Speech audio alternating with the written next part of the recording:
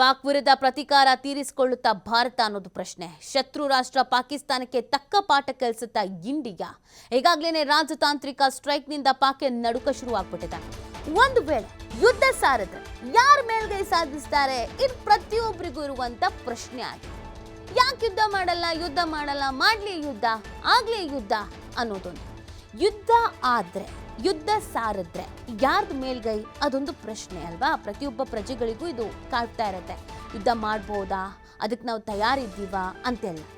ಭಾರತದ ಬಲಾನುಬಲ ಏನೇನಿದೆ, ಪಾಕ್ನ ಬಲಾನುಬಲ ಏನೇನಿದೆ ಅದನ್ನ ನಾವಿಲ್ಲಿ ಗಮನಿಸಬೇಕಾಗತ್ತೆ. ಶಸ್ತ್ರಗಳನ್ನ ಹೊಂದಿರುವವರಲ್ಲಿ ಯಾರು ಸ್ಟ್ರಾಂಗ್ ಇದ್ದಾರೆ? ಮಿಲಿಟರಿ ಬಲಾಬಲ ಹೇಗಿದೆ? ವಿಶ್ವದ 4ನೇ ಬಲಿಷ್ಠ ಸೇನೆಯನ್ನ ಹೊಂದಿರುವಂಥ ದೇಶ ಅಂದರೆ ಅದು ಪಾಕ್.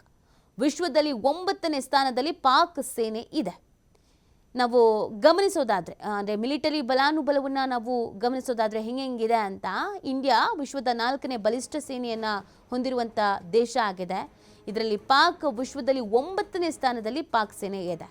ಇನ್ನು ನಾವು ಸೈನಿಕರ ಸಂಖ್ಯಾಬಲವನ್ನು ಗಮನಿಸೋದಾದರೆ, ಇಂಡಿಯಾ ಕರ್ತವ್ಯ ನಿರತ ಸೈನಿಕರ ಸಂಖ್ಯೆ 40 ಲಕ್ಷ ಇದೆ.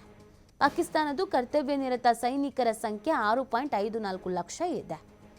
ಯುದ್ಧ ಪರಿಕರಗಳ ಲೆಕ್ಕ ನೋಡೋದಾದ್ರೆ, ಭಾರತ ಬ್ಯಾಟಲ್ ಟ್ಯಾಂಕ್ 3500, ಹೋವಿಟ್ಸರ್ ಗನ್ 180 ಅಂದರೆ ಇಂಡಿಯಾ ಮೇಡ್.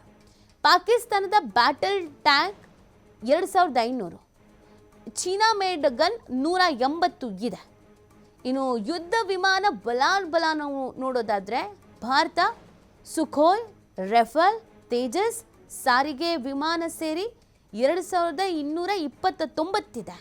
ಇನ್ನು ಪಾಕ್ ನಾವು ನೋಡೋದಾದ್ರೆ, JF-17, F-16 ಫೈಟರ್ ಜೆಟ್, ಸಾರಿಗೆ ವಿಮಾನ ಸೇರಿ 328 ಇದೆ.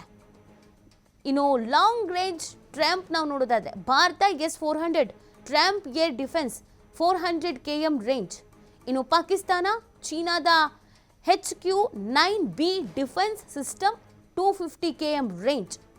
ಯುದ್ಧ ಹಡಗುಗಳ ಬಲಾನುಬಲ ನಾವು ನೋಡೋದಾದ್ರೆ, ಭಾರತ ಸಬ್ಮರೀನ್ ಯುದ್ಧ ಹಡಗು 150. ಇನ್ನು ಪಾಕಿಸ್ತಾನದ್ದು ಸಬ್ಮರೀನ್ ಯುದ್ಧ ಹಡಗು 111. ನ್ಯೂಕ್ಲಿಯರ್ ವಾರ್ ಹೆಡ್, ಭಾರತ ಅಣ್ವಸ್ತ್ರಗಳ ಸಂಖ್ಯೆ 172. ಅಣ್ವಸ್ತ್ರಗಳ ಸಂಖ್ಯೆ ಪಾಕಿಸ್ತಾನದ 170.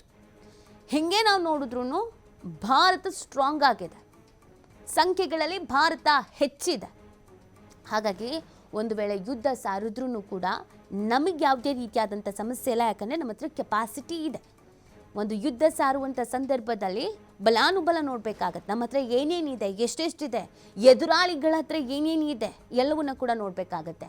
ಹಂಗೀಗ ಎದುರಾಳಿ ಅಂತ ಬಂದಾಗ ಪಾಕಿಸ್ತಾನ ಮತ್ತು ಭಾರತ ಎಲ್ಲದರಲ್ಲೂ ಸ್ಟ್ರಾಂಗ್ ಆಗಿದೆ. ಒಂದು ಯುದ್ಧ ಸಾರೋದಕ್ಕೆ ಏನೇನು ಬೇಕೋ ಅದು ಎದುರಾಳಿಗಿಂತ ಹೆಚ್ಚಿನ ರೀತಿಯಾಗಿ ನಮ್ಮ ಹತ್ರ ಸಲಕರಣೆಗಳು ಇದೆ. ಯುದ್ಧ ಪರಿಕರಗಳ ಲೆಕ್ಕವನ್ನು ನಾನು ಹೇಳ್ತಾ ಇದ್ದೆ. ಸೊ ಅದು ಯಾವ ರೀತಿ ಆಗಿದೆ ಅಂತ ನೋಡಿದಾಗ, ನಮ್ಮ ಸೇನೆ ಒಂದು ಯುದ್ಧ ಸಾರೋದಕ್ಕೆ ಏನೇನು ಬೇಕೋ ಅದು ಪಾಕಿಸ್ತಾನಕ್ಕಿಂತ ಹೆಚ್ಚಿನದಾಗೆ ಇದೆ. ನಮಗೆ ಆ ಸಂಖ್ಯೆ ಕೊರತೆ ಇದೆ, ಅಯ್ಯೋ ಅವ್ರಿಗಿಂತ ಕಮ್ಮಿ ಇದೆ, ಆ ಲೆಕ್ಕಾಚಾರಗಳು ಯಾವುದೂ ಇಲ್ಲ.